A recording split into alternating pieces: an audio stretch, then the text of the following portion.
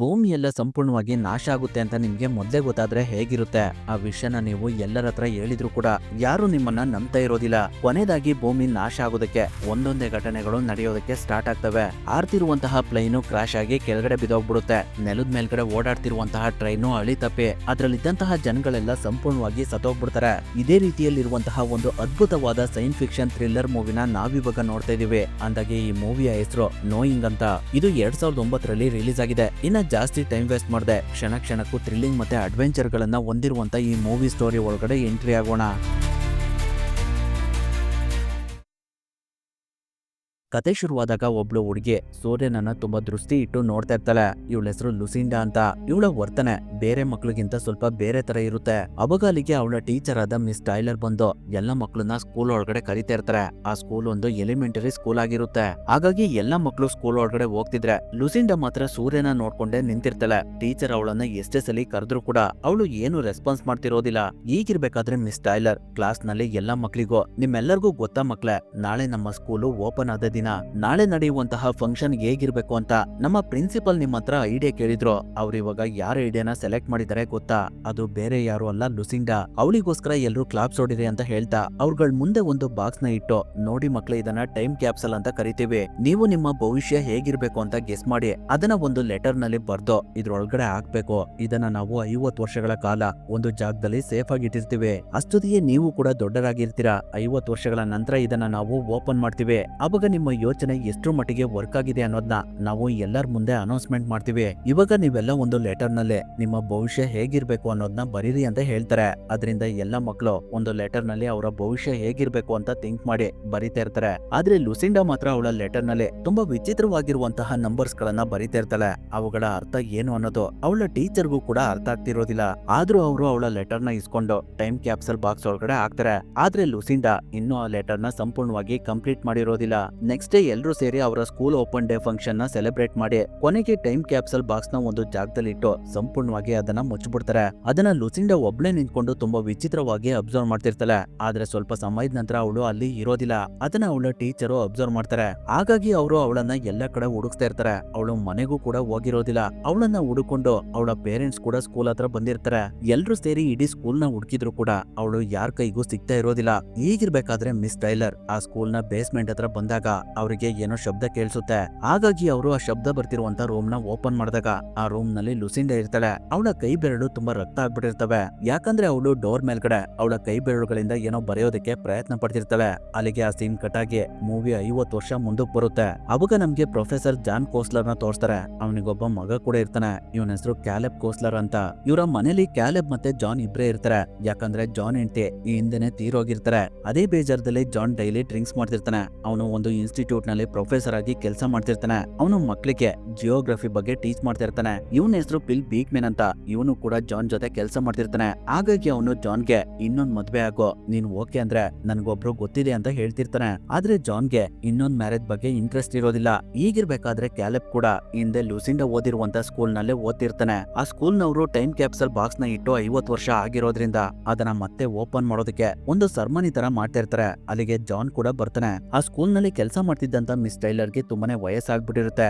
ಅವ್ರ ಕೈನಲ್ಲೇ ಆ ಸ್ಕೂಲ್ ನವರು ಟೇಪ್ ನ ಕಟ್ ಮಾಡಿಸಿ ಟೈಮ್ ಕ್ಯಾಪ್ಸಲ್ ಬಾಕ್ಸ್ ನ ಹೊರಗಡೆ ತೆಗೆದು ಅದನ್ನ ಓಪನ್ ಮಾಡಿ ಅದ್ರೊಳಗಡೆ ಇರುವಂತ ಲೆಟರ್ಸ್ ಗಳನ್ನ ಮಕ್ಕಳಿಗೆ ಓದೋದಕ್ಕೆ ಅಂತ ಕೊಡ್ತಿರ್ತಾರೆ. ಆ ಸಮಯದಲ್ಲಿ ಕ್ಯಾಲೆಬ್ಗೆ ಲುಸಿಂಡಾ ಬರ್ದಿರುವಂತ ಲೆಟರ್ ಸಿಕ್ಬಿಡುತ್ತೆ. ಅದನ್ನ ಅವನು ತೆಗ್ದು ನೋಡಿದಾಗ ಅವನಿಗೆ ಏನು ಅರ್ಥ ಆಗ್ತಿರೋದಿಲ್ಲ.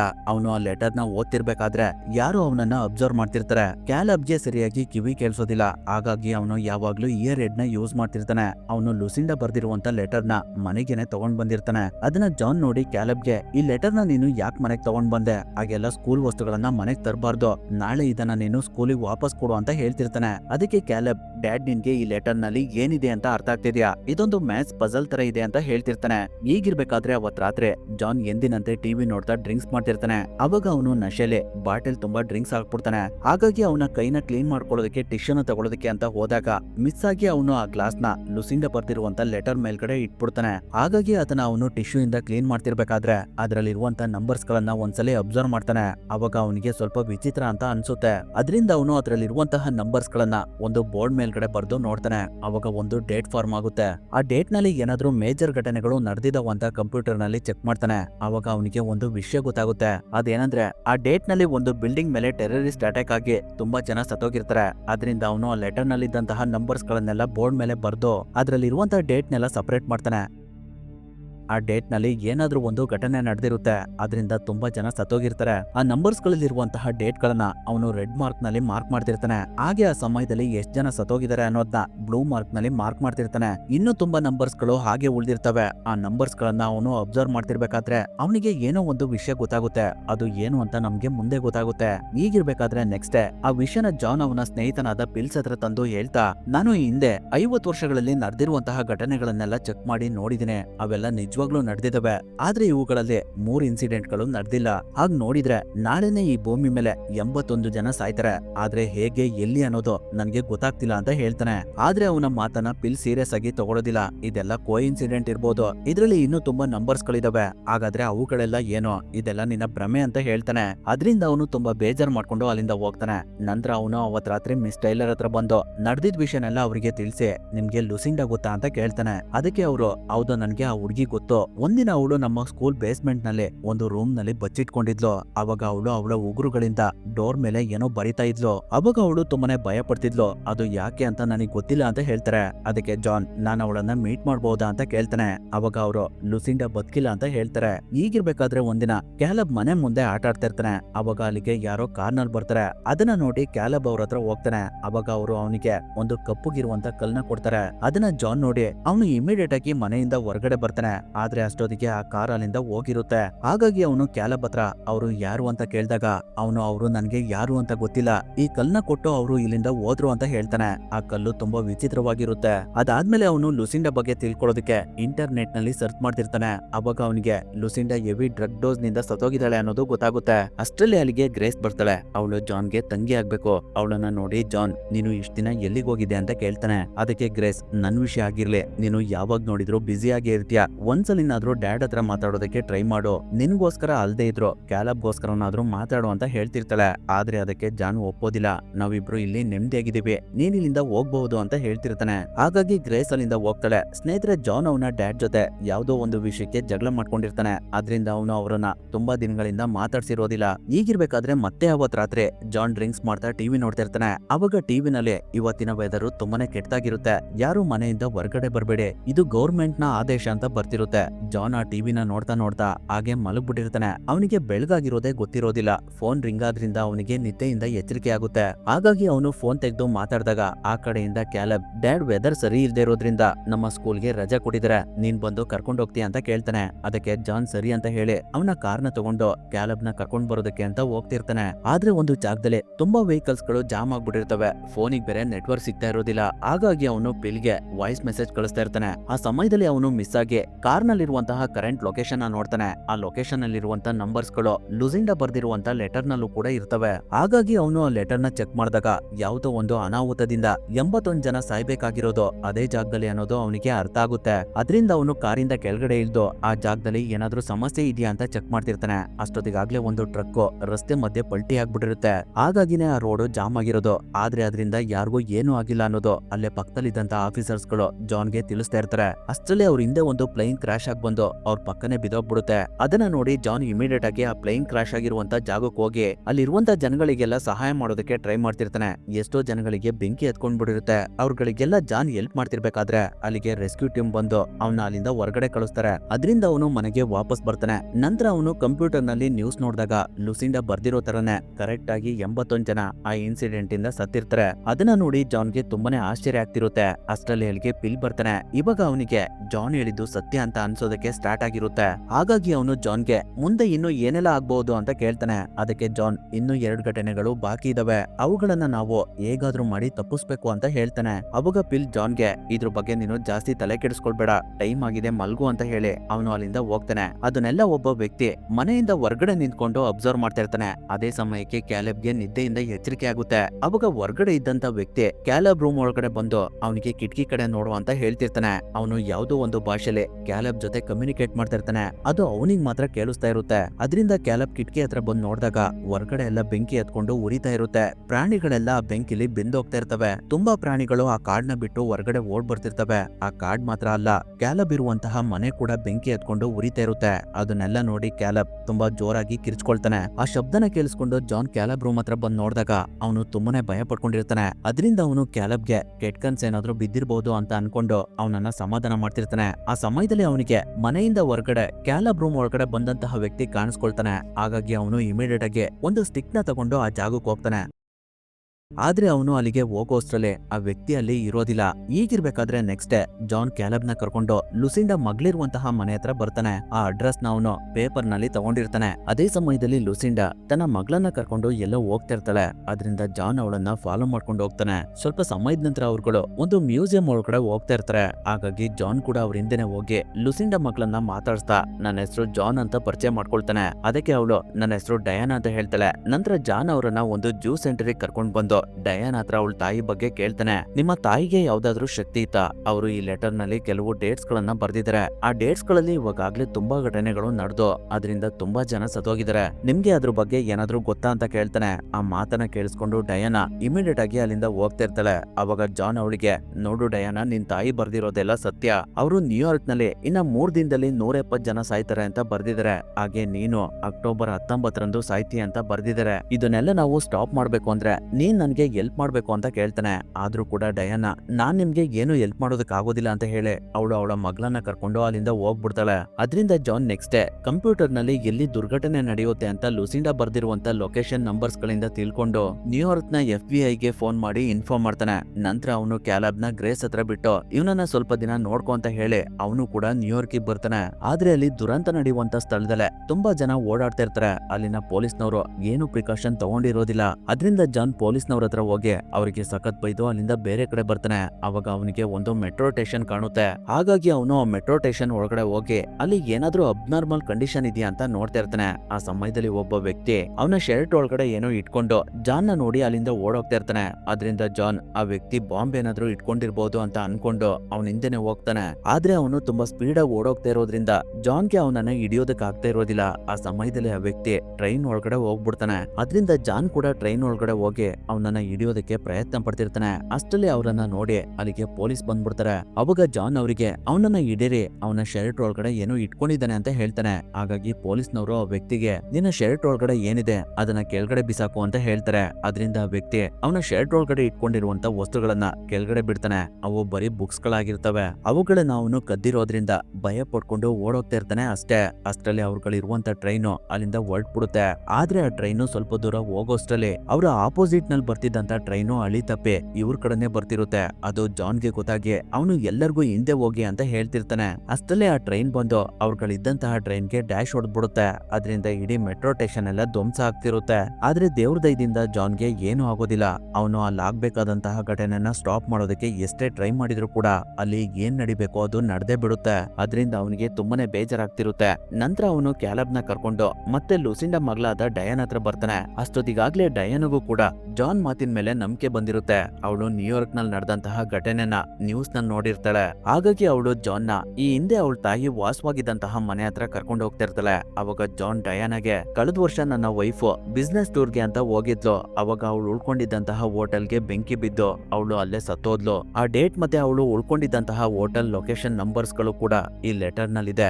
ಮೊದ್ಲೇ ಈ ಲೆಟರ್ ನನಗೆ ಸಿಕ್ಕಿದ್ರೆ ನಾನು ನನ್ನ ಹೆಂಡತಿನ ಉಳಿಸ್ಕೊಳ್ತಾ ಇದ್ದೆ. ಆದ್ರೆ ಇವಾಗ ಈ ಲೆಟರ್ ಸಿಕ್ಕಿದೆ, ಅದರ ಅರ್ಥ ಏನು? ನಾವು ಮುಂದೆ ನಡೆಯುವಂತಹ ಘಟನೆನ ತಡಿಬಹುದು ಅನ್ನೋದು ನನಗೆ ಗೊತ್ತಾಗ್ಲೇಬೇಕು. ಅದಕ್ಕೆ ನೀನ್ ನನಗೆ ಸಹಾಯ ಮಾಡ್ಬೇಕು ಅಂತ ಕೇಳ್ತಾನೆ. ಅದಕ್ಕೆ ಡಯಾನ ಕೂಡ ಒಪ್ಕೊಳ್ತಾಳೆ. ಅದಾದ್ಮೇಲೆ ಅವ್ರುಗಳು ಈ ಹಿಂದೆ ಲುಸಿಂಡಾ ವಾಸವಾಗಿದ್ದಂತಹ ಮನೆ ಹತ್ರ ಬಂದು ತಲುಪ್ತಾರೆ. ಆ ಮನೆ ಒಂದು ನಿಗೂಢವಾದಂತಹ ಜಾಗದಲ್ಲಿರುತ್ತೆ. ಮಕ್ಳುಗಳು ನಿದ್ದೆ ಮಾಡ್ತಿರೋದ್ರಿಂದ ಅವರಿಬ್ರೆ ಕಾರಿಂದ ಕೆಳಗಡೆ ಇಳ್ದು ಆ ಮನೆ ಒಳಗಡೆ ಹೋಗ್ತಾರೆ. ಅಲ್ಲಿ ಲುಸಿಂಡಾ ಯೂಸ್ ಮಾಡ್ತಿದ್ದಂತ ವಸ್ತುಗಳೆಲ್ಲ ಹಾಗೆ ಇರ್ತವೆ. ಡಯಾನ 9 ವರ್ಷ ಇದ್ದಾಗ್ಲೇ ಅವಳ ತಂದೆ ಅವಳನ್ನ ಬೇರೆ ಕರ್ಕೊಂಡು ಹೋಗಿರ್ತಾರೆ. ಲುಸಿಂಡಾ ಅವಾಗ ವಿಚಿತ್ರವಾಗಿ ಬಿಹೇವ್ ಮಾಡ್ತಿರೋದ್ರಿಂದ ಕಾರಣದಿಂದ ಅವರು ಅವಳಿಂದ ದೂರ ಆಗಿರ್ತಾರೆ.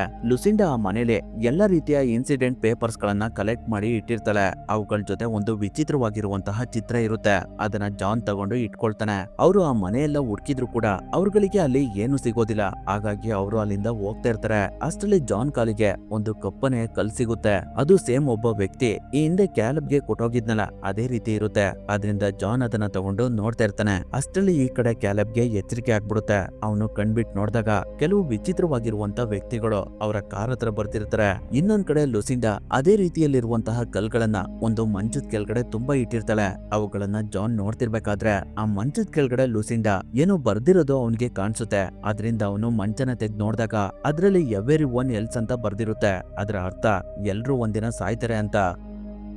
ಅಷ್ಟರಲ್ಲಿ ಈ ಕಡೆ ವಿಚಿತ್ರವಾಗಿರುವಂತ ಮನುಷ್ಯರು ಕಾರ್ ಹತ್ರ ಬಂದು ಅವರ ಲ್ಯಾಂಗ್ವೇಜ್ ನಲ್ಲಿ ಮಕ್ಕಳ ಜೊತೆ ಕಮ್ಯುನಿಕೇಟ್ ಮಾಡ್ತಾ ಅವರನ್ನ ಹೊರಗಡೆ ಕರೀತಾ ಇರ್ತಾರೆ. ಅವಾಗ ಕ್ಯಾಲಬ್ ಒಂದು ಪ್ಲಾನ್ ಮಾಡಿ ಕಾರ್ ನಲ್ಲಿರುವಂತ ಆರನ್ ಮಾಡಿ ಜಾನ್ ಮತ್ತೆ ಡಯಾನನ್ನ ಅಲ್ಲಿ ಕರೀತಾನೆ. ಆದ್ರೆ ಅವರಿಬ್ರು ಅಲ್ಲಿಗೆ ಬರೋಷ್ಟರಲ್ಲಿ ಅಲ್ಲಿದ್ದಂತ ಜನಗಳೆಲ್ಲ ಹೋಗ್ಬಿಟ್ಟಿರ್ತಾರೆ. ಒಬ್ಬ ಮಾತ್ರ ಜಾನ್ ಕಣ್ಣಿಗೆ ಕಾಣಿಸ್ತಾನೆ. ಅದರಿಂದ ಜಾನ್ ಅವನ ಹಿಂದೆನೆ ಹೋಗ್ತಾನೆ. ಅವಾಗ ಆ ವ್ಯಕ್ತಿ ಒಂದು ಜಾಗದಲ್ಲಿ ಅವನ ಬಾಯಿಂದ ಜಾನ್ ಕಡೆ ತುಂಬಾ ಪ್ರಕಾಶಮಾನವಾಗಿರುವಂತ ಬೆಳಕನ್ನ ಬಿಡ್ತಾನೆ. ಹಾಗಾಗಿ ಜಾನ್ಗೆ ಕಣ್ಬಿಡೋದಕ್ಕೆ ಆಗ್ತಿರೋದಿಲ್ಲ. ಮತ್ತೆ ಅವನು ಕಣ್ಬಿಡೋಷ್ಟರಲ್ಲೇ ಆ ವ್ಯಕ್ತಿ ಅಲ್ಲಿಂದ ಹೋಗ್ಬಿಟ್ಟಿರ್ತಾನೆ. ಅದಾದ್ಮೇಲೆ ಜಾನ್ ಮತ್ತೆ ಡಯಾನಾಗೆ ಇನ್ನ ಕೆಲವೇ ದಿನಗಳಲ್ಲಿ ನಾವೆಲ್ಲ ಸಾಯ್ತೀವಿ ಅನ್ನೋದು ಅರ್ಥ ಆಗುತ್ತೆ. ಅದರಲ್ಲೂ ಡಯಾನಾ ಇನ್ನ ಕೆಲವೇ ಗಂಟೆಗಳಲ್ಲಿ ಸಾಯ್ತಾಳೆ ಅನ್ನೋದು ಅವಳಿಗೆ ಅರ್ಥ ಆಗುತ್ತೆ. ಹೀಗಿರ್ಬೇಕಾದ್ರೆ ನೆಕ್ಸ್ಟ್ ಡೇ ಆಬಿ ಜಾನ್ ಲುಸಿಂಡಾ ಮನೆಯಿಂದ ತಂದಂತಹ ಚಿತ್ರಕ್ಕೆ ಬಣ್ಣ ಹಚ್ತಾ ಇರ್ತಾಳೆ. ಅದನ್ನ ಜಾನ್ ನೋಡಿದಾಗ ಅವನಿಗೆ ಸೂರ್ಯನಿಂದ ಈ ಭೂಮಿಗೆ ಏನೋ ಸಮಸ್ಯೆ ಆಗುತ್ತೆ ಅನ್ನೋದು ಗೊತ್ತಾಗುತ್ತೆ. ಅದರಿಂದ ಅವನು ಇಮಿಡಿಯೇಟ್ ಆಗಿ ರಿಸರ್ಚ್ ಸೆಂಟರ್ ಹತ್ರ ಬಂದು ಅವನ ಸ್ನೇಹಿತ ಇವಾಗಲೇ ಮಾಡಿರುವಂತ ರಿಸರ್ಚ್ ನ ಚೆಕ್ ಮಾಡ್ತಾನೆ. ಅವಾಗ ಅವನಿಗೆ ಸೂರ್ಯನಿಂದ ಹೊರಹೊಮ್ಮುವಂತಹ ಲಾಭ ಎಲ್ಲಾ ಗ್ರಹಗಳನ್ನ ಸರ್ವನಾಶ ಮಾಡ್ಬಿಡುತ್ತೆ ಅನ್ನೋದು ಗೊತ್ತಾಗುತ್ತೆ. ಅದನ್ನ ಸ್ಟಾಪ್ ಮಾಡೋದಕ್ಕೆ ಅವ್ರ ಕೈಲಿ ಹೇಗ್ ಸಾಧ್ಯ? ಹಾಗಾಗಿ ಅವ್ರಿಗೆ ಇವಾಗ ಇರೋದು ಒಂದೇ ದಾರಿ, ಅದೇನಂದ್ರೆ ಸಾವಿಗೆ ಶರಣಾಗೋದು. ಅದರಿಂದ ಜಾನ್ ಪಿಲ್ಲಿಗೆ ನೀನು ಇವಾಗ್ಲೇ ನಿನ್ನ ಮನೆಗೆ ಹೋಗಿ ನಿನ್ನ ವೈಫ್ ಜೊತೆ ಸ್ವಲ್ಪ ಸಮಯ ಕಳಿ ಅಂತ ಹೇಳ್ತಿರ್ತಾನೆ. ಅದನ್ನೆಲ್ಲ ಡಯಾನಾ ಕೇಳಿಸ್ಕೊಂಡ್ಬಿಡ್ತಾಳೆ. ಅದರಿಂದ ಅವಳು ಜಾನ್ಗೆ ನನ್ನ ತಾಯಿಗೆ ನಾನು ಹುಚ್ಚಿ ಅಂತ ಕರಿತಿದ್ದೆ, ಇವಾಗ ನನಗೆ ಅವರು ಏನು ಅನ್ನೋದು ಅರ್ಥ ಆಗ್ತಾ ಇದೆ ಅಂತ ಹೇಳ್ತಾ ತುಂಬಾ ದುಃಖ ಪಡ್ತಿರ್ತಾಳೆ. ಹಾಗೆ ಅವಳು ಜಾನ್ಗೆ ನನ್ಗೊಂದು ಜಾಗ ಗೊತ್ತಿದೆ, ಅಲ್ಲಿಗೆ ನಾವೇನಾದ್ರೂ ಹೋದ್ರೆ ಇದರಿಂದ ಬಚಾವ್ ಆಗ್ಬಹುದು ಅಂತ ಹೇಳ್ತಾಳೆ. ಅದಕ್ಕೆ ಜಾನ್ ಕೂಡ ಒಪ್ಕೊಳ್ತಾನೆ. ಹಾಗಾಗಿ ಅವ್ರುಗಳು ಮನೆಗ್ ಬಂದು ಕೆಲವು ವಸ್ತುಗಳನ್ನ ಪ್ಯಾಕ್ ಮಾಡ್ಕೊಳ್ತಾ ಇರ್ತಾರೆ. ಆ ಸಮಯದಲ್ಲಿ ಕ್ಯಾಲೆಬ್ಗೆ ಏನು ಶಬ್ದ ಕೇಳಿಸೋದಕ್ಕೆ ಸ್ಟಾರ್ಟ್ ಆಗುತ್ತೆ. ಯಾರೋ ಅವನಿಗೆ ಏನು ಹೇಳೋದಕ್ಕೆ ಪ್ರಯತ್ನ ಪಡ್ತಿರ್ತಾರೆ. ಆ ಸಮಯದಲ್ಲಿ ಜಾನ್ ಅವನ ತಂದೆ ಕಾಲ್ ಮಾಡಿ ಮಾತಾಡ್ತಾ ನೀವು ಆದಷ್ಟು ಬೇಗ ಮಾಮ್ ಮತ್ತೆ ಗ್ರೇಸ್ ನ ಕರ್ಕೊಂಡು ಯಾವ್ದಾದ್ರು ಬೇಸ್ಮೆಂಟ್ ಒಳಗಡೆ ಹೋಗಿ ಅಂತ ಹೇಳ್ತಿರ್ತಾನೆ. ಆದ್ರೆ ಅದಕ್ಕೆ ಅವರ ತಂದೆ ಒಪ್ಪೋದಿಲ್ಲ. ನಾವು ಸತ್ರು ನಮ್ಮ ಮನೇಲೆ ಸಾಯ್ತೀವಿ ಅಂತ ಹೇಳ್ತಿರ್ತಾರೆ. ಅಷ್ಟರಲ್ಲಿ ನೆಟ್ವರ್ಕ್ ಕಟ್ ಆಗ್ಬಿಡುತ್ತೆ. ನಂತರ ಅವನು ಕ್ಯಾಲೆಬ್ ನ ಕರ್ಕೊಂಡು ಹೋಗೋದಕ್ಕೆ ಅಂತ ಅವನ ರೂಮ್ ಒಳಗಡೆ ಬರ್ತಾನೆ. ಅಷ್ಟೊತ್ತಿಗೆ ಕ್ಯಾಲೆಬ್ ಲುಸಿಂಡಾ ತರ ಪೇಪರ್ ನಲ್ಲಿ ನಂಬರ್ಸ್ ಗಳನ್ನ ಬರಿತಾ ಇರ್ತಾನೆ. ಅವನನ್ನ ನೋಡಿ ಜಾನ್ ಇಮಿಡಿಯೇಟ್ ಆಗಿ ಅದನ್ನ ಸ್ಟಾಪ್ ಮಾಡಿ ಎಲ್ಲರನ್ನೂ ಅಲ್ಲಿಂದ ಕ್ಯಾಲೆಬ್ ಓದ್ತಿದ್ದಂತಹ ಸ್ಕೂಲ್ ಹತ್ರ ಕರ್ಕೊಂಡ್ ಬಂದು ಆ ಸ್ಕೂಲ್ ನ ಬೇಸ್ಮೆಂಟ್ ನಲ್ಲಿರುವಂತ ಡೋರ್ ನಲ್ಲಿ ಲುಸಿಂಡಾ ಬರ್ದಿರುವಂತ ನಂಬರ್ಸ್ ಗಳೇನಾದ್ರೂ ಇದಾವ ಅಂತ ಚೆಕ್ ಮಾಡ್ತಾನೆ. ಆದ್ರೆ ಅಷ್ಟೊತ್ತಿಗೆ ಆ ಡೋರ್ಗೆ ಪೇಂಟ್ ಮಾಡ್ಬಿಟ್ಟಿರ್ತಾರೆ. ಅದರಿಂದ ಅವನು ಆ ಡೋರ್ ನ ಬಿಚ್ಕೊಂಡು ವಾಪಸ್ ಅವನ ಮನೆ ಹತ್ರ ಅದನ್ನ ತಗೊಂಡ್ ಬಂದು ಅದ್ರಲ್ಲಿರುವಂತ ಪೇಂಟ್ ನ ರಿಮೂವ್ ಮಾಡ್ತಾ ಡಯಾನಾಗೆ ನಿಮ್ಮ ತಾಯಿ ಇದ್ರಲ್ಲಿ ಕೆಲವು ನಂಬರ್ಸ್ ಗಳನ್ನ ಬರ್ದಿದ್ದಾರೆ, ಮೋಸ್ಟ್ಲಿ ಅವರು ಇದ್ರಲ್ಲಿ ನಾವು ಹೇಗ್ ಸೇಫ್ ಆಗಬಹುದು ಅನ್ನೋದನ್ನ ಹಿಂಟ್ ಕೊಟ್ಟಿರ್ಬಹುದು ಅಂತ ಹೇಳ್ತಾನೆ. ಆದ್ರೆ ಅವನ್ ಮಾತನ್ನ ಡಯಾನ ಕೇಳೋದಿಲ್ಲ. ನಮ್ಗೆ ಇನ್ನ ಜಾಸ್ತಿ ಟೈಮ್ ಇಲ್ಲ ಅಂತ ಹೇಳ್ತಾ ಅವಳು ಮಕ್ಳುಗಳನ್ನ ಅವಳ ಕಾರ್ ಒಳಗಡೆ ಕೂರ್ಸ್ಕೊಂಡು ಅಲ್ಲಿಂದ ಹೋಗ್ತಾ ಇರ್ತಾಳೆ. ಈ ಕಡೆ ಜಾನ್ ಪೇಂಟ್ ನೆಲ್ಲ ರಿಮೂವ್ ಮಾಡಿ ಅದ್ರಲ್ಲಿರುವಂತ ನಂಬರ್ಸ್ ಗಳನ್ನ ಚೆಕ್ ಮಾಡಿದಾಗ ಲುಸಿಂಡಾ ಈ ಹಿಂದೆ ಇದ್ದಂತಹ ಮನೆ ಲೊಕೇಶನ್ ಬರುತ್ತೆ. ಆ ವಿಷಯನ ಅವನು ಡಯಾನ್ ಹತ್ರ ಬಂದು ಹೇಳೋಷ್ಟ್ರಲ್ಲೇ ಅವಳು ಮಕ್ಳುಗಳನ್ನ ಕರ್ಕೊಂಡು ಅಲ್ಲಿಂದ ಹೋಗ್ಬಿಟ್ಟಿರ್ತಾಳೆ. ಹಾಗಾಗಿ ಜಾನ್ ಕೂಡ ಅಲ್ಲಿಂದ ಹೊರಡ್ತಾನೆ. ಡಯಾನ ಅವನಿಗೆ ಕಾಲ್ ಮಾಡಿ ಅವನನ್ನ ಕಾಂಟ್ಯಾಕ್ಟ್ ಮಾಡೋದಕ್ಕೆ ಟ್ರೈ ಮಾಡ್ತಾಳೆ. ಆದ್ರೆ ಅವಳಿಗೆ ನೆಟ್ವರ್ಕ್ ಸಿಗ್ತಾ ಇರೋದಿಲ್ಲ. ಈಗಿರ್ಬೇಕಾದ್ರೆ ಡಯಾನ ಒಂದು ಪೆಟ್ರೋಲ್ ಬಂಕ್ ಹತ್ರ ಬಂದು ಪೆಟ್ರೋಲ್ ಹಾಕ್ಸ್ಕೊಳ್ಳೋದಕ್ಕೆ ಅಂತ ಟೋಕನ್ ತರೋದಕ್ಕೆ ಅಂತ ಹೋಗ್ತಾಳೆ. ಅವಾಗ ನ್ಯೂಸ್ ನಲ್ಲಿ ಪ್ರೈಮ್ ಮಿನಿಸ್ಟರ್ ಯಾರು ಮನೆಯಿಂದ ಹೊರಗಡೆ ಬರ್ಬೇಡಿ, ನಾಳೆ ಸೂರ್ಯನ ತಾಪ ಇನ್ನಷ್ಟು ಜಾಸ್ತಿ ಆಗ್ಬಹುದು ಅಂತ ಹೇಳ್ತಿರ್ತಾರೆ. ಆ ಸಮಯದಲ್ಲಿ ಕ್ಯಾಲೆಬ್ ಕಾಯಿನ್ ಬೂತ್ ನಲ್ಲಿ ಅವನ ತಂದೆ ಕಾಲ್ ಮಾಡಿ ಡ್ಯಾಡ್ ನಾವು ಒಂದು ಪೆಟ್ರೋಲ್ ಬಂಕ್ ಹತ್ರ ಇದೀವಿ, ಆದ್ರೆ ಅದು ಎಲ್ಲಿದೆ ಅನ್ನೋದು ನನಗೆ ಗೊತ್ತಿಲ್ಲ ಅಂತ ಹೇಳ್ತಿರ್ತಾನೆ. ಅಷ್ಟರಲ್ಲಿ ಅಲ್ಲಿಗೆ ಡಯಾನ ಬಂದು ಜಾನ್ಗೆ ಅವ್ರುಗಳು ಎಲ್ಲಿದ್ದಾರೆ ಅನ್ನೋದನ್ನ ತಿಳಿಸ್ತಾ ಇರ್ತಾಳೆ. ಆ ಸಮಯದಲ್ಲಿ ಈ ಕಡೆ ಮಕ್ಳುಗಳನ್ನ ಮೊದ್ಲಿಂದನೂ ಅಬ್ಸರ್ವ್ ಮಾಡ್ತಿದ್ದಂತಹ ವ್ಯಕ್ತಿಗಳು ಡಯಾನ ಕಾರ್ನ ತಗೊಂಡು ಮಕ್ಳುಗಳನ್ನ ಅಲ್ಲಿಂದ ಕರ್ಕೊಂಡು ಹೋಗ್ಬಿಡ್ತಾರೆ. ಹಾಗಾಗಿ ಡಯಾನಾಗೆ ಏನ್ ಮಾಡ್ಬೇಕು ಅಂತಾನೆ ಗೊತ್ತಾಗ್ದೆ ಅವಳು ಅಲ್ಲೇ ಪಕ್ಕದಲ್ಲಿದ್ದಂತಹ ಕಾರ್ನ ತಗೊಂಡು ಅವ್ರ ಹಿಂದೆನೆ ಹೋಗ್ತಾಳೆ. ಅದೇ ಗಾಬರಿಲಿ ಅವಳು ಸಿಗ್ನಲ್ ಕ್ರಾಸ್ ಮಾಡ್ತಿರ್ಬೇಕಾದ್ರೆ ಒಂದು ಟ್ರಕ್ ಬಂದು ಅವಳ ಕಾರ್ಗೆ ಡ್ಯಾಶ್ ಹೊಡೆದ್ಬಿಡುತ್ತೆ. ಈ ಕಡೆ ಜಾನ್ ಡಯಾನ ಹೇಳ್ದಂತಹ ಪೆಟ್ರೋಲ್ ಬಂಕ್ ಹತ್ರ ಬಂದು ಅಲ್ಲಿದ್ದವ್ರ ಹತ್ರ ಡಯಾನ ಮತ್ತೆ ಮಕ್ಳು ಯಾವ ಕಡೆ ಹೋದ್ರು ಅನ್ನೋದನ್ನ ತಿಳ್ಕೊಂಡು ಅವನು ಕೂಡ ಆ ಕಡೆನೆ ಹೋಗ್ತಾನೆ. ಆದ್ರೆ ಅವನು ಡಯಾನಾಗೆ ಆಕ್ಸಿಡೆಂಟ್ ಆಗಿರುವಂತಹ ಜಾಗಕ್ಕೆ ಬರೋಷ್ಟರಲ್ಲಿ ಅವಳನ್ನ ಒಂದು ಆಂಬುಲೆನ್ಸ್ ನಲ್ಲಿ ಬದುಕಿಸೋದಕ್ಕೆ ಟ್ರೈ ಮಾಡ್ತಿರ್ತಾರೆ. ಆದ್ರೂ ಕೂಡ ಅವಳು ಅವಳು ಬದುಕೋದಿಲ್ಲ. ಅವಳು ಕರೆಕ್ಟ್ ಆಗಿ ಲುಸಿಂಡಾ ಲೆಟರ್ ನಲ್ಲಿ ಬರ್ದಿರೋ ಹಾಗೇನೆ ಅಕ್ಟೋಬರ್ 19ನೇ ತಾರೀಕೆ ಸತ್ತಿರ್ತಾಳೆ. ಅದನ್ನ ನೋಡಿ ಜಾನ್ಗೆ ತುಂಬಾನೇ ಆಶ್ಚರ್ಯ ಆಗ್ತಿರುತ್ತೆ. ನಂತರ ಅವನು ಡಯಾನ ಬಾಡಿನ ನೋಡ್ತಿರ್ಬೇಕಾದ್ರೆ ಅವಳ ಕೈಯಲ್ಲಿ ಅವಳ ತಾಯಿ ಮನೆಯಲ್ಲಿದ್ದಂತಹ ಕಲ್ಲಿರುತ್ತೆ. ಹಾಗಾಗಿ ಅವನು ನೇರವಾಗಿ ಅವಳ ತಾಯಿ ಮನೆ ಹತ್ರ ಬರ್ತಾನೆ. ಅಲ್ಲಿ ವಿಚಿತ್ರವಾದಂತಹ ವ್ಯಕ್ತಿಗಳು ಮಕ್ಕಳನ್ನ ಕರ್ಕೊಂಡ್ ಬಂದಂತಹ ಕಾರ್ ಇರುತ್ತೆ. ಆದ್ರೆ ಅದ್ರೊಳಗಡೆ ಯಾರು ಇರೋದಿಲ್ಲ. ಆ ಜಾಗದಲ್ಲಿ ಕಪ್ಪನೆಯ ಕಲ್ಲುಗಳು ತುಂಬಾನೇ ಇರ್ತವೆ. ಜಾನ್ ಎಲ್ಲ ಕಡೆ ಮಕ್ಕಳನ್ನ ಹುಡುಕ್ತಿರ್ಬೇಕಾದ್ರೆ ಒಂದು ಜಾಗದಲ್ಲಿ ಮಕ್ಕಳನ್ನ ಕರ್ಕೊಂಡ್ ಬಂದಂತಹ ವ್ಯಕ್ತಿ ಅವನಿಗೆ ಕಾಣಿಸ್ಕೊಳ್ತಾನೆ. ಅವನತ್ರ ಜಾನ್ ಮಕ್ಳುಗಳೆಲ್ಲ ಎಲ್ಲಿ ಅಂತ ಕೇಳ್ತಿರ್ಬೇಕಾದ್ರೆ ಕ್ಯಾಲೆಬ್ ಒಂದು ಮೊಲನ ಇಟ್ಕೊಂಡು ಅಲ್ಲಿಗೆ ಬರ್ತಾನೆ. ಅವನನ್ನ ನೋಡಿ ಜಾನ್ಗೆ ತುಂಬಾನೇ ಖುಷಿ ಆಗ್ತಿರುತ್ತೆ. ಅಷ್ಟರಲ್ಲಿ ಅಲ್ಲಿಗೆ ಇನ್ನೂ 3 ಜನ ಬರ್ತಾರೆ. ಅವ್ರುಗಳೇ ಇದುವರೆಗೂ ಮಕ್ಳುಗಳನ್ನ ಫಾಲೋ ಮಾಡ್ತಾ ಇದ್ದಿದ್ದು. ಅವಾಗ ಅಲ್ಲಿಗೆ ಫ್ಯಾಬಿ ಕೂಡ ಬರ್ತಾಳೆ. ಅವರು ಜಾನ್ಗೆ ಇವರು ನಮ್ಮನ್ನ ಕಾಪಾಡೋದಕ್ಕೆ ಅಂತ ಬಂದಿದ್ದಾರೆ, ಇವ್ರುಗಳು ನಮ್ಮನ್ನ ಸುರಕ್ಷಿತವಾದಂತಹ ಜಾಗಕ್ಕೆ ಕರ್ಕೊಂಡು ಹೋಗ್ತಾರೆ ಅಂತ ಹೇಳ್ತಿರ್ತಾರೆ. ಆ ಮಾತನ್ನ ಕೇಳಿ ಜಾನ್ ಆ ವ್ಯಕ್ತಿಗಳಿಗೆ ನೀವೆಲ್ಲ ಯಾರು ಅಂತ ಕೇಳ್ತಾನೆ. ಅಷ್ಟರಲ್ಲಿ ಅಲ್ಲಿಗೆ ಒಂದು ಬೃಹದಾಕಾರದ ಸ್ಪೇಸ್ ಶಿಪ್ ಬರುತ್ತೆ. ಅದನ್ನ ನೋಡಿ ಕ್ಯಾಲೆಬ್ ಡ್ಯಾಡ್ ನಾವು ಹೋಗುವಂತಹ ಸಮಯ ಬಂದಾಯ್ತು ಅಂತ ಹೇಳಿ ಅವನನ್ನ ಅಲ್ಲಿಂದ ಕರ್ಕೊಂಡು ಹೋಗ್ತಾ ಇರ್ತಾನೆ. ಆದ್ರೆ ಅವಾಗ ಆ ವ್ಯಕ್ತಿಗಳು ಜಾನ್ ನಮ್ ಜೊತೆ ಬರೋ ಹಾಗಿಲ್ಲ ಅಂತ ಕ್ಯಾಲೆಬ್ಗೆ ತಿಳಿಸ್ತಾರೆ. ಅದನ್ನ ಅವನು ಜಾನ್ ಹತ್ರ ಹೇಳಿದಾಗ ಜಾನ್ಗೆ ಎಲ್ಲ ಅರ್ಥ ಆಗುತ್ತೆ. ಅದರಿಂದ ಅವನು ಮಕ್ಳುಗಳಿಗೆ ಸಮಾಧಾನ ಮಾಡಿ ಅವರಿಗೆ ಎಲ್ಲಾನು ಎಕ್ಸ್ಪ್ಲೇನ್ ಮಾಡಿ ಅವ್ರುಗಳನ್ನ ಅಲ್ಲಿಂದ ಕಳಿಸ್ಕೊಡ್ತಾನೆ. ಆ ಸಮಯದಲ್ಲಿ ಮಕ್ಳುಗಳನ್ನ ಕರ್ಕೊಂಡು ಹೋಗೋದಕ್ಕೆ ಬಂದಿದ್ದಂತಹ ವ್ಯಕ್ತಿಗಳು ಅವರ ನಿಜವಾದ ರೂಪಕ್ಕೆ ಬದಲಾಗಿ ಮಕ್ಳುಗಳನ್ನ ಅವರ ಸ್ಪೇಸ್ ಶಿಪ್ ಒಳಗಡೆ ಕರ್ಕೊಂಡು ಹೋಗ್ತಾ ಇರ್ತಾರೆ. ಅವಾಗ ನಮ್ಗೆ ಅವ್ರುಗಳು ಏಲಿಯನ್ಗಳು ಅನ್ನೋದು ಗೊತ್ತಾಗುತ್ತೆ. ಅವ್ರುಗಳಿಗೆ ಭೂಮಿ ಅಂತ್ಯ ಆಗುತ್ತೆ ಅಂತ ಮೊದ್ಲೇ ಗೊತ್ತಾಗಿ ಅವರು ಕೆಲವು ಮಕ್ಳುಗಳನ್ನ ಸೆಲೆಕ್ಟ್ ಮಾಡ್ಕೊಂಡು ಅವರನ್ನ ಬೇರೆ ಗ್ರಹಕ್ಕೆ ಕರ್ಕೊಂಡು ಹೋಗೋದಕ್ಕೆ ಅಂತ ಬಂದಿರ್ತಾರೆ. ಸ್ವಲ್ಪ ಸಮಯದಲ್ಲೇ ಆ ಏಲಿಯನ್ಗಳು ಮಕ್ಳುಗಳನ್ನ ಅಲ್ಲಿಂದ ಕರ್ಕೊಂಡು ಹೋಗ್ಬಿಡ್ತಾರೆ. ಅದೇ ರೀತಿಯಲ್ಲಿರುವಂತ ಸ್ಪೇಸ್ ಶಿಪ್ ಗಳು ಭೂಮಿಯಿಂದ ತುಂಬಾನೇ ಹೋಗ್ತಾ ಇರ್ತವೆ. ಜಾನ್ಗೆ ಅವನ ಮಗ ದೂರ ಆಗಿದ್ರಿಂದ ಅವನಿಗೆ ತುಂಬಾನೇ ದುಃಖ ಆಗ್ತಿರುತ್ತೆ. ನೆಕ್ಸ್ಟ್ ಡೇ ಅವನು ಸಿಟಿ ಒಳಗಡೆ ಬರೋಷ್ಟಲ್ಲೇ ಸಿಟಿ ಎಲ್ಲ ಆಲ್ಮೋಸ್ಟ್ ಅಲ್ಲಿ ಅಂತ್ಯ ಆಗ್ತಿರುತ್ತೆ. ಹಾಗಾಗಿ ಅವನು ನೇರವಾಗಿ ಅವನ ತಂದೆ ತಾಯಿ ಮತ್ತೆ ಅವನ ತಂಗಿ ಹತ್ರ ಬಂದು ನಡೆದಿದ್ದ ವಿಷಯನೆಲ್ಲ ಅವರಿಗೆ ಎಕ್ಸ್ಪ್ಲೇನ್ ಮಾಡ್ತಾನೆ. ಅವಾಗ ಅವನ ತಂದೆ ಅವನಿಗೆ ಇದು ಅಂತ್ಯ ಅಲ್ಲ ಅಂತ ಹೇಳ್ತಿರ್ತಾರೆ. ಅಷ್ಟರಲ್ಲಿ ಸೂರ್ಯನ ಲಾವ ಎಲ್ಲ ಕಡೆ ಸ್ಪ್ರೆಡ್ ಆಗೋದಕ್ಕೆ ಸ್ಟಾರ್ಟ್ ಆಗ್ಬಿಡುತ್ತೆ. ಅದರಿಂದ ಇಡೀ ಭೂಮಿ ಎಲ್ಲ ಅಂತ್ಯ ಆಗ್ತಿರುತ್ತೆ. ಅದರ ಫೋರ್ಸ್ಗೆ ಏನಂದ್ರೆ ಏನು ಉಳಿತಾ ಇರೋದಿಲ್ಲ. ಹಾಗಾಗಿ ಇಡೀ ಭೂಮಿ ಎಲ್ಲ ಸೂರ್ಯನ ಕೋಪಕ್ಕೆ ಸರ್ವನಾಶ ಆಗ್ಬಿಡುತ್ತೆ. ಈ ಕಡೆ ಏಲಿಯನ್ಗಳು ಕ್ಯಾಲೆಬ್ ಮತ್ತೆ ಹ್ಯಾಬಿನ ಒಂದು ಸುರಕ್ಷಿತವಾದಂತಹ ಮನುಷ್ಯನು ಬದುಕೋದಕ್ಕೆ ಬೇಕಾದ ಎಲ್ಲ ಸೌಲಭ್ಯಗಳಿರುವಂತಹ ಗ್ರಹಕ್ಕೆ ತಂದ್ಬಿಟ್ಟು ಅವರು ಅಲ್ಲಿಂದ ಹೋಗ್ತಾರೆ. ಅಲ್ಲಿಗೆ ಈ ಮೂವಿ ಕೂಡ ಎಂಡ್ ಆಗುತ್ತೆ.